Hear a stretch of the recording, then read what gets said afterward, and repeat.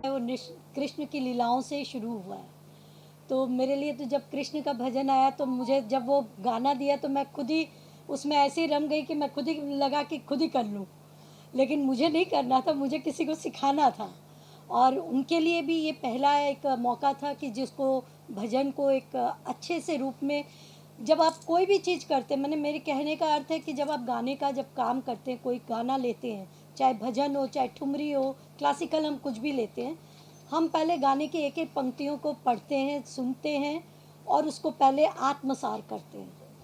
हम उस करेक्टर में घुसते हैं अपने आप को, और फिर हम जब किसी को सिखाते हैं तो हम फिर वो सोचते हैं कि हम उसको भी वही ट्रेन करते हैं कि आप जब कृष्ण को दिखाना है तो आप समझो कि वहाँ वो कृष्ण भगवान की मूर्ति है और आप उनको ये बांसुरी दिखा रहे तो ये बांसुरी बजा दो, आप उनको कह रहे हो कि आप बजा दो। तो जो इसकी एक एक लाइन जो थी वो मुझे बहुत पसंद आई। जब मेरे बेटे ने भेजा और मैंने सुना उसको तो अपने आप ही अंदर वो रम गई मैं।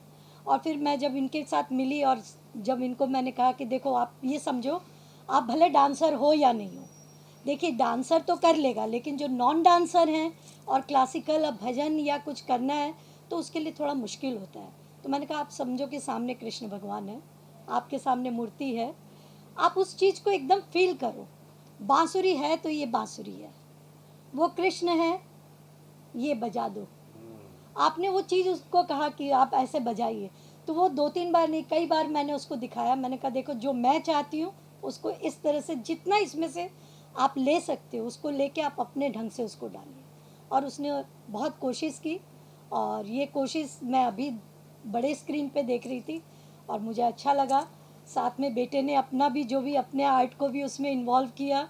सबसे बड़ी चीज़ है कि रुपेश जी ने मेरे पे भरोसा किया, शायद इसलिए किया कि 3 साल पहले जब मैं आई थी उन्होंने जब मेरा डांस देखा था तो मेरे बेटे से एक ही बात कही थी कि आपकी मम्मी बहुत अच्छा डांस करती है, बहुत अच्छा एक्सप्रेशंस है। और वही शायद उनको खींच के ले आया मेरे पास कि नहीं आप करिए इसकी कोरियोग्राफी। पेशे से मैं एक फिल्म मेकर हूँ और साथ साथ में विजुअल इफेक्ट सुपरवाइज़र हूँ। और शंभू महाराज जी मेरे दादाजी रहे हैं और बिरजू महाराज जी मेरे ताऊ जी रहे हैं। मैं उनका नाम लेने से भी कतरा जाता इसलिए हकला गया यहाँ पे। ठीक है, लेकिन हमने मैंने जो फील्ड चुनी है वो हमारे लेगेसी से अलग है, तो बहुत हिम्मत करके चुनी और उनके आशीर्वाद है। आज मेरी माता जी भी यहाँ बैठी हैं, मेरे पिताजी भी अभी शहर में नहीं है लेकिन उनका आशीर्वाद है। और उनके ज़रिए सर की मदद से, उनके आशीर्वाद से, इनके सपोर्ट से हमने ये सब करने की कोशिश करी है। And this is how I am here basically. किस तरह का गाना है सर, ये किस तरह का मूड है, क्या कहना है? ये देखिए, ये सबसे पहले तो ये भजन है, ये भक्ति है, ये ईश्वर के प्रति अपना समर्पण है। और बहुत अच्छा संगीत जब मैंने ये सुना, जब मुझे रुपेश सर ने सुनाया कि माँ शारदा और ऐसी बंसी बजा दो कन्हैया जो अपना भजन है, वो जब मैंने सुना तो मुझे बहुत ही क्रिएटिव आइडियाज़ आने लग गए थे। तो मैं सर से जानना चाह रहा था कि पहले उनका क्या विजन है इस गाने को लेकर, कैसे हम इसको दिखाना चाह रहे हैं, ऑडियंस को किस तरह से हम पोर्ट्रे करेंगे। और जब मैंने उनका विजन जाना और जब मैंने उस पर वर्कआउट किया तो हम दोनों एक बहुत ही अच्छे क्रिएटिव आइडिया पे आए। तो अब ये गाना सिर्फ गाना नहीं है, it's larger than life, it's a feeling, it's a devotion. आप आंखें बंद करेंगे तो भी ये विजुअल्स आपके दिमाग में चलेंगे। सर संगीत म्यूजिक से जुड़े हुए काफ़ी दिग्गज नाम लेना नहीं चाहेंगे, उनकी फैमिली से जुड़े हैं, कितना मुश्किल था आपके लिए, चैलेंजिंग था कि ये करना कि बड़ा नाम है और चीज़ भी अच्छी बननी चाहिए? जी जी जी, देखिए, रिस्क लेना ही हमारा काम है। सबसे पहली चीज़ तो ये है।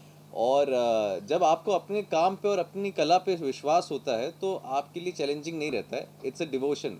ये एक मेडिटेशन था। मैं जैसे मैंने अपने फादर को देखा है, मैं अपनी मॉम को देखता हूँ, जब वो रियाज़ करते हैं तो वो रियाज़ उनके लिए वर्कआउट नहीं है, वो रियाज़ उनके लिए मेडिटेशन हो जाती है।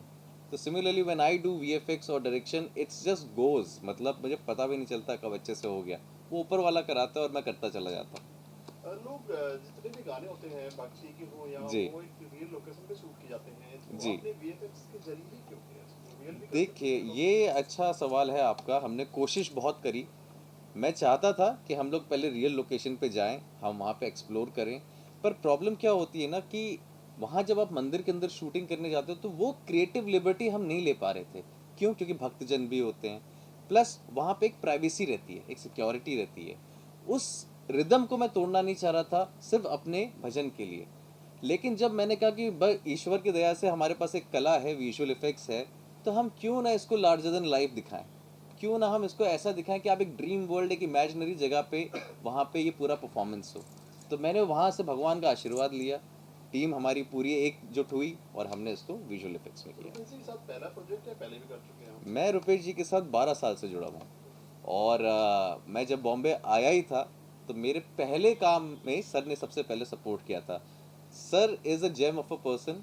फर्स्ट ऑफ ऑल ये मैं उनके ऑफिस गया था मिलने के लिए किसी और काम से लेकिन उन्होंने कहा कि तुम मेरे लिए म्यूज़िक वीडियो करो और मुझे पहला मौका दिया जी म्यूज़िक के साथ काम करने का। एंड वहाँ से मेरी जर्नी चालू हुई। फिर सर ने अपनी फिल्म में काम दिया और ना जाने अभी कितने काम मैंने सर के साथ किए हैं।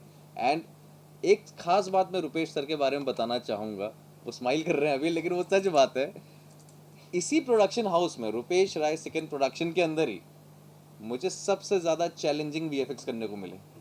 वो ऐसे ऐसे आइडियाज़ निकालते हैं क्योंकि वही तो क्रिएटिविटी है और वो आपको जब चैलेंजेस आते हैं तो करने में मज़ा आता है उस चीज़ को। ताल म्यूजिक के बारे में क्या कहना है, कितना ग्रो कर रहा है और कितने आने वाले प्रोजेक्ट हैं आपके उनके साथ? देखिए ताल के साथ में सबसे पहली बात तो अभी जब से ये लॉन्च हुआ है तब से ही हमें उसकी व्यूअरशिप और सब्सक्रिप्शंस बहुत अच्छे रिव्यूज़ आ रहे हैं उस चीज़ के लिए। प्लस डिवोशनल है। डिवोशनल के साथ साथ में अभी ये है कि कई सारे हमारे भजन्स हैं जो लाइनअप में हैं और हम चाह रहे हैं कि अभी उसको और क्रिएटिव तरीके से निकाला जाए ताकि ऑडियंस को विजुअली और अपीलिंग लगे। सर आप माहिर तो हो वीएफएक्स में जी। लेकिन कितना रुपेश जी कितना कहते हैं कि ये चेंज करना, ये मत करो, ये ऐसा मत करो, कुछ कोई कभी बात हुई? सबसे पहली चीज़ तो इसमें मैं ये बताना चाहूँगा इज़ वेरी काइंड। मतलब वो बेचारे जब तक नहीं बोल रहे होते उससे पहले मैं बोलता था ये वाला इतना ही होगा ठीक है। क्योंकि देखिए मैं आपको एक फैक्ट बताता हूँ, वीएफएक्स क्या है, लोग कहते हैं जादू की छड़ी है लेकिन हर चीज़ के पीछे उसका एक नियम होता है। जैसे मैथ, आप स्कूल जाते हो, कौन सी स्कूल जाते हो, कितनी में पढ़ते हो, जीसीसी इंटरनेशनल स्कूल कितनी में पढ़ते हो, स्टैंडर्ड के? सेकंड। अच्छा ये जब आपको मिला, ये गाना मिला, कहा आपको करना है गाना, तो फर्स्ट क्या रिएक्शन था आपका, कैसे अपना हार्ट? मतलब मुझे तो लगा कि वाओ, मैं गाना शूट करूंगी। फिर क्या हुआ, गाना शूट हुआ, उस वक्त क्या हुआ? तभी तो मुझे अच्छा लगा। अच्छा लगा। और जब डांस करने कहा, मैम ने कहा कि डांस करना है, मूवमेंट करना आपको, तब आपने सीखा, कहीं डांस किया पहले कभी? नहीं। फर्स्ट टाइम है? जब वो मेरे घर के पास वाला एक डांस का कुछ तो था, तो फिर उधर तो आधे से ज्यादा योगा ही कराते थे। आपने बोल दी। अच्छा फिर आपके डांस कैसे, मतलब मैम आया डांस सिखाया, बताया आपको ना कैसे ये मूवमेंट करना, ये करना, आपको आ गया? फिर कुछ रिहर्सल किया आपने? आ गया था। आ गया। बाइक वॉक भी करने कुछ करते हैं? बाद में कंप्लेंट नहीं की, एक ही गाना दिया आपको, दो गाने, मैम को दो गाना दिया, आपको एक ही गाना दिया? वो तो चलता है। अच्छा आगे क्या करना है, क्या प्लान है आपके? एक्टर बनना है आपको, डांसर बनना है आपको? मुझे तो टीचर बनना है। टीचर बनना है? टीचर को डांस टीचर बनना है क्या? नहीं, पढ़ा डांटोगी। दिया की मम्मी को बुलाओ सर।